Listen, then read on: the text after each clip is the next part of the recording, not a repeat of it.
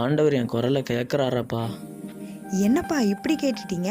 ஆண்டவர் உங்கள் குரலை நிச்சயம் கேட்குறாருப்பா. பழைய ஏற்பாட்டில் கடவுளோட பிள்ளைங்க எகிப்து தேசம் என்ற தேசத்தில் அடிமையாக இருந்தாங்களாம்.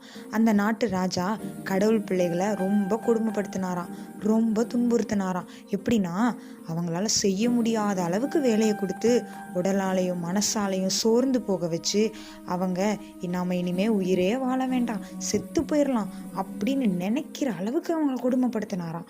அப்பதான் அவங்க கடவுளை நோக்கி கூக்குரலிட்டாங்களாம், கடவுளே என்னை காப்பாத்துங்க, கடவுளே என்னை காப்பாத்துங்க அப்படின்னு பெருமூச்சு விட்டாங்களாம். அப்ப அந்த சூழ்நிலையில தேவன் கடவுளோட பிள்ளையாகிய மோசேயை அனுப்பி அந்த ஜனங்களை எல்லாம் விடுதலையாக்கினாராம். அப்ப அந்த கூக்கர்ல கேட்டதுனால தானே விடுதலையாக்கினாரு.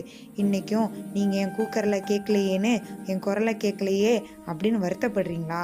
உங்க கூக்குரல, உங்க பெருமூச்சின் சத்தத்தை தேவன் கேட்கிறாருப்பா, உங்களுக்கு பலன் செய்வாருப்பா, கவலைப்படாதீங்க. கூப்பிடுகிற எளியவனையும் உதவியற்ற சிறுமையானவனையும் அவர் விடுவிப்பார்.